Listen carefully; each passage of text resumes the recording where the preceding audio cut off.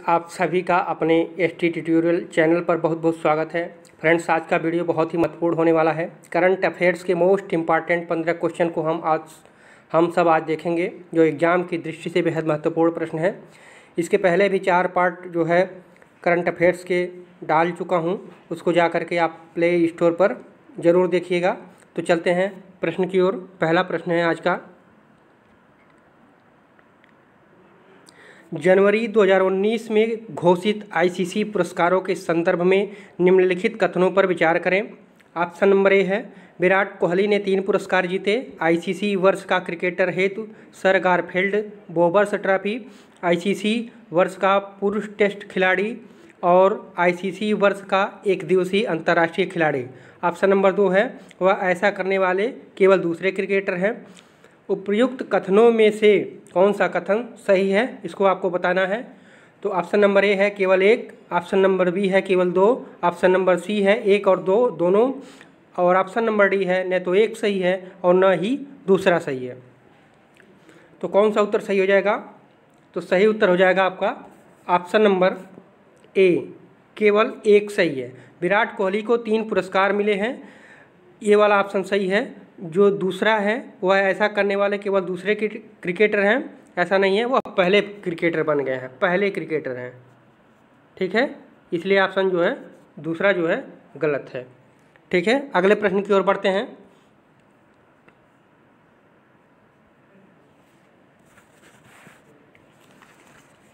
केंद्रीय बजट 2019-20 की घोषणाओं के संदर्भ में निम्नलिखित कथनों पर विचार करें।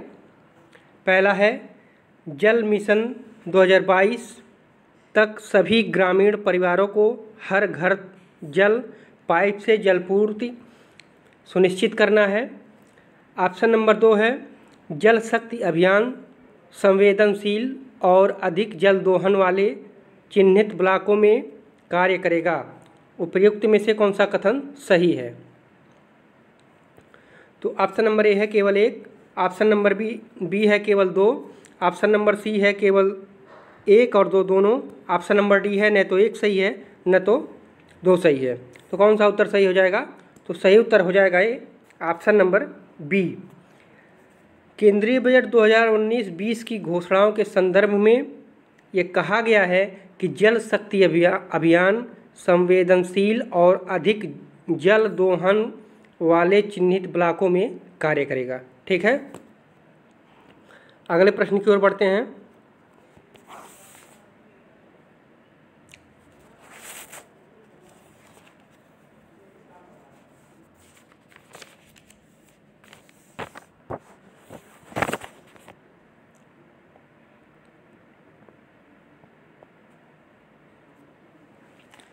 हाल ही में चर्चा में रहे नागरिकता संशोधन अधिनियम 2019 से सबसे संबंधित निम्न कथनों पर विचार कीजिए।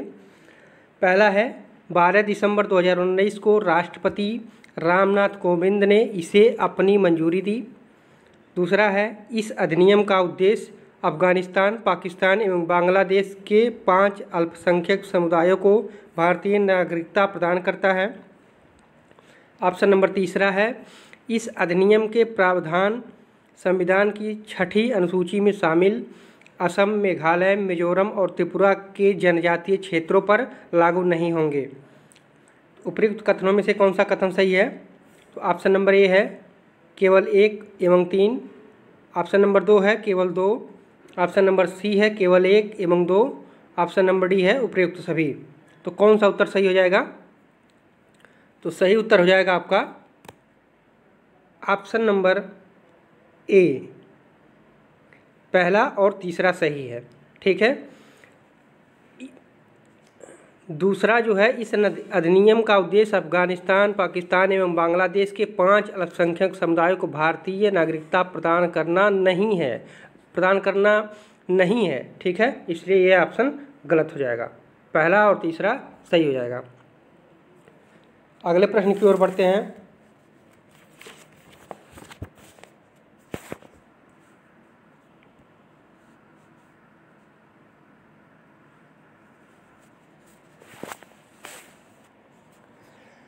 हाल ही में लागू हुए मोटर वाहन संशोधन अधिनियम 2019 ने पूर्व के किस अधिनियम को संशोधित किया है? मोटर वाहन अधिनियम 1988 को। ऑप्शन नंबर बी है मोटर वाहन अधिनियम 1998 को। ऑप्शन नंबर सी है मोटर वाहन अधिनियम 1999 को। ऑप्शन नंबर डी है मोटर वाहन अधिनियम 2010 को। तो कौन सा उत्तर सही हो जाएगा? तो सही उत्तर हो जाएगा आपका ऑप्शन नंबर ए, मोटर वाहन अधिनियम 1988 को जो है संशोधित किया गया है। ठीक है, अगले प्रश्न की ओर बढ़ते हैं।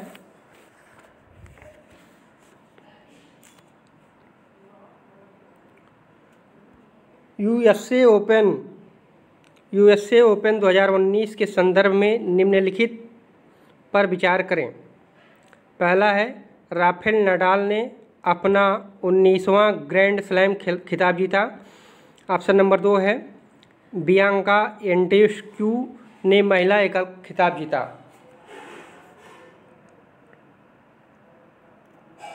तो कौन सा उत्तर सही हो जाएगा? केवल एक, केवल दो, एक और दो दोनों, न तो एक सही है न तो डी सही है। तो कौन सा उत्तर सही हो जाएगा? तो सही उत्तर आपका हो जाएगा ऑप्शन नंबर सी, एक और दोनों सही है। राफेल नडाल ने अपना 19वां ग्रैंड स्लैम खिताब जीता है और बियांका एंड्रेस्क्यू ने महिला एकल खिताब जीता है। अगले प्रश्न की ओर बढ़ते हैं।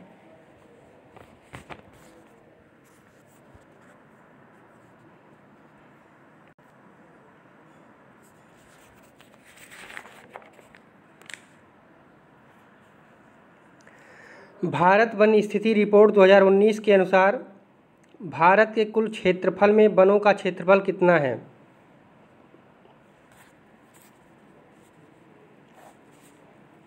ऑप्शन नंबर ए है 24.53%। ऑप्शन नंबर बी है 21.54%। ऑप्शन नंबर सी है 20.73%। ऑप्शन नंबर डी है 21.67%। तो कौन सा उत्तर सही हो जाएगा? तो सही उत्तर हो जाएगा आपका ऑप्शन नंबर डी, 21.67%। ठीक है,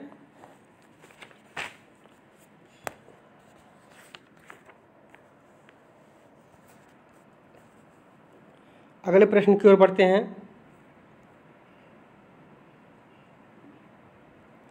उत्तर प्रदेश के संबंध में निम्न कथनों पर विचार कीजिए। ऑप्शन नंबर ए है जनगणना 2011 के अनुसार सर्वाधिक साक्षरता वाला जिला गौतम बुद्ध नगर है। बिल्कुल सही है।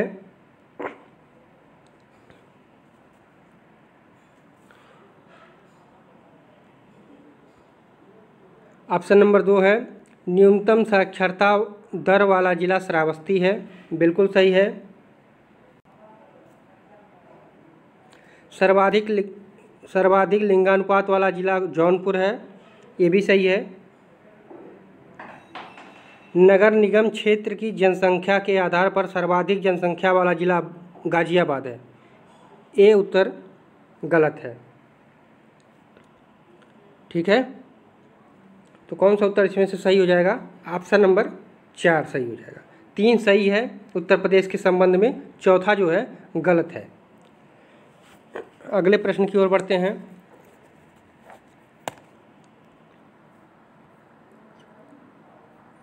दिसंबर 2019 में उत्तर अटलांटिक संधि संगठन नाटो का शिखर सम्मेलन कहाँ आयोजित किया गया? ऑप्शन नंबर ए है न्यूपोर्ट वेल्स में। ऑप्शन नंबर बी है ब्रुसेल्स बेल्जियम में। ऑप्शन नंबर सी है वारसा पोलैंड में। ऑप्शन नंबर डी है लंदन यूके में। तो कौन सा आंसर सही हो जाएगा? तो सही उत्तर हो जाएगा आपका option number D, London UK में। ठीक है,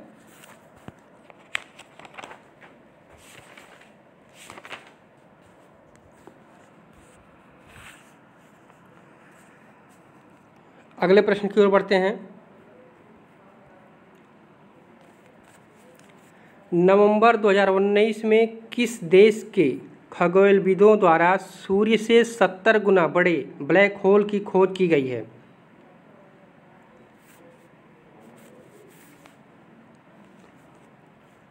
तो ऑप्शन नंबर ए है ब्रिटेन। ऑप्शन नंबर बी है अमेरिका। ऑप्शन नंबर सी है चीन। ऑप्शन नंबर डी है फ्रांस। तो कौन सा उत्तर सही हो जाएगा? तो सही उत्तर हो जाएगा आपका ऑप्शन नंबर सी।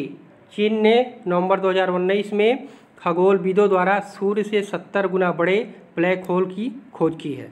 ठीक है, अगले प्रश्न की ओर बढ़ते हैं।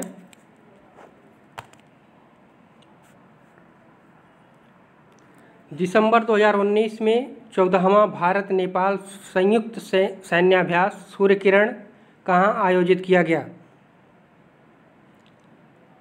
ऑप्शन नंबर ए है साली झंडी, ऑप्शन नंबर बी है ग्वालियर, ऑप्शन नंबर सी है जैसलमेर, ऑप्शन नंबर डी है पिथौरागढ़। तो कौन सा सही हो जाएगा? तो सही हो जाएगा आपका ऑप्शन नंबर ए। ठीक है, साली झंडी में। ठीक है, 3 से 16 दिसंबर 2019 के मध्य 14वां भारत नेपाल संयुक्त सैन्याभ्यास सूर्य किरण साल झंडी नेपाल में आयोजित किया गया। साल झंडी कहाँ है? ये भी नेपाल में ही है। ठीक है, नेपाल में आयोजित किया गया।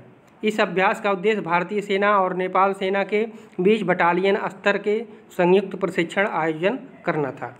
ठीक है, अगले प्रश्न की ओर बढ़ते हैं। नवंबर 2019 में जारी QS एशिया यूनिवर्सिटी रैंकिंग 2020 में किस संस्थान को शीर्ष स्थान प्राप्त हुआ? ऑप्शन नंबर ए है IIT Bombay, option number B है IIMC Bengaluru, option number C है national university of Singapore, option number D है ननयांग टेक्नोलॉजिकल यूनिवर्सिटी। तो कौन सा उत्तर सही हो जाएगा? तो सही उत्तर हो जाएगा आपका ऑप्शन नंबर सी। ठीक है, नवंबर 2019 में QS एशिया यूनिवर्सिटी रैंकिंग 2020 जारी की गई। इस रैंकिंग में नेशनल यूनिवर्सिटी ऑफ सिंगापुर को शीर्ष स्थान प्राप्त हुआ, जबकि सिंगापुर की ही ननयांग टेक्नोलॉजी यूनिवर्सिटी को इसको जो है दूसरा स्थान प्राप्त हुआ। ये भी सिंगापुर में ही है। ठीक है, दूसरा स्थान प्राप्त हुआ। अगले प्रश्न की ओर बढ़ते हैं।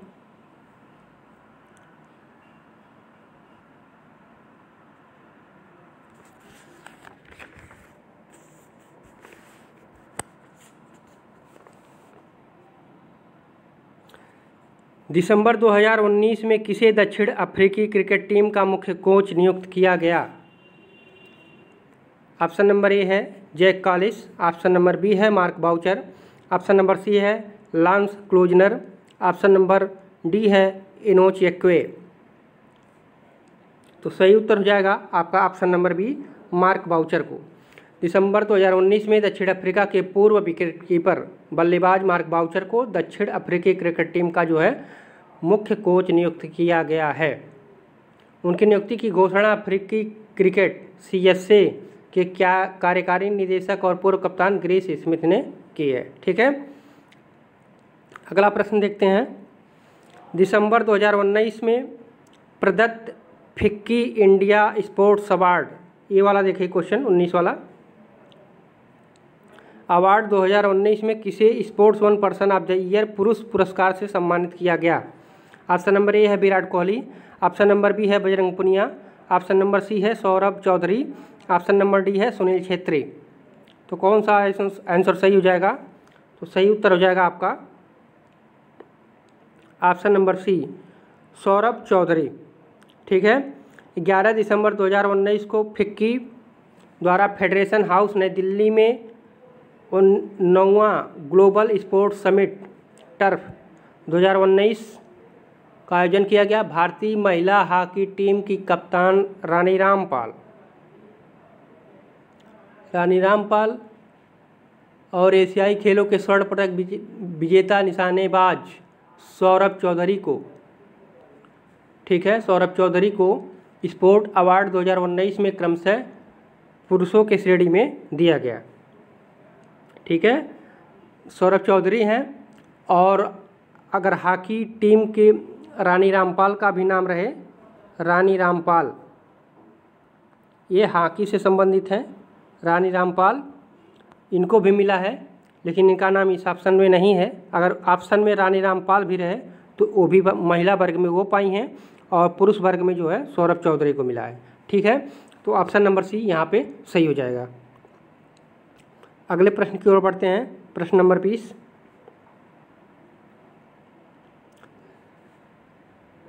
दो दिसंबर 2019 को किसने मॉरिशस के नए राष्ट्रपति के पदभार ग्रहण किया? ऑप्शन नंबर ए है अमीनाह गुरीब, ऑप्शन नंबर बी है कैलाश पुरयाग, ऑप्शन नंबर सी है पृथ्वीराज सिंह रूपन, ऑप्शन नंबर डी है प्रविंद्र जुगनाथ। तो कौन सा हो जाएगा? तो ऑप्शन नंबर सी सही हो जाएगा, पृथ्वीराज सिंह रूपन को। ठीक है, 2 दिसंबर 2019 को पृथ्वीराज सिंह प्रदीप रूपन ने मॉरिशस के नए राष्ट्रपति के रूप में पदभार ग्रहण किया। गौरतलब है कि नवंबर 2019 में मॉरिशस में चुनाव में प्रविंद्र जुगन्नाथ पुनः 5 वर्ष के लिए देश के प्रधानमंत्री राष्ट्रपति चुने गए। ठीक है, अगले प्रश्न की ओर बढ़ते हैं। नवंबर 2019 में भारत में किसने युवा पहल का प्रारंभ किया? नवंबर 2019 में भारत में किसने युवा पहल का प्रारंभ किया? ऑप्शन नंबर ए है यूनिसेफ, ऑप्शन नंबर बी है इसरो, ऑप्शन नंबर सी है यूनेस्को, ऑप्शन नंबर डी है नीति आयोग। तो कौन सा उत्तर सही हो जाएगा? तो सही उत्तर हो जाएगा आपका ऑप्शन नंबर ए यूनिसेफ। ठीक है, नवंबर 2019 में केंद्रीय महिला एवं बाल विकास मंत्री स्मृति ईरानी ने यूनिसेफ की युवा पहल को भारत में लॉन्च किया। इसका लक्ष्य जो है 10 से 24 वर्ष आयु के किशोरों युवाओं हेतु शिक्षा और कौशल विकास को बढ़ावा देना है तथा वर्ष 2030 तक भारत के 300 मिलियन से अधिक युवाओं को इच्छिक आर्थिक अवसर प्रदान करना है। तो कितने वर्ष के युवा से? तो ये भी याद रखिएगा 10 से 24 वर्ष युवाओं को जो है युवा कौशल के रूप में प्रशिक्षित करना है। ठीक है, तो ये रहे आज के 15 प्रश्न। कैसा लगा आप सबको? वीडियो अगर अच्छा लगा हो तो सब्सक्राइब करें और लाइक करें, अपने दोस्तों में शेयर करें। फिर मिलते हैं अगली वीडियो में। इसी तरह के 15 क्वेश्चन बहुत ही महत्वपूर्ण जो BEO, RO, ARO, UPSC, अन्य अदर स्टेट एग्ज़ाम सभी के लिए बहुत महत्वपूर्ण है। वीडियो को 2 बार 1 बार ज़रूर देखिएगा। तो चलते हैं, फिर मिलते हैं अगले वीडियो में। पूरा वीडियो देखने के लिए बहुत बहुत धन्यवाद।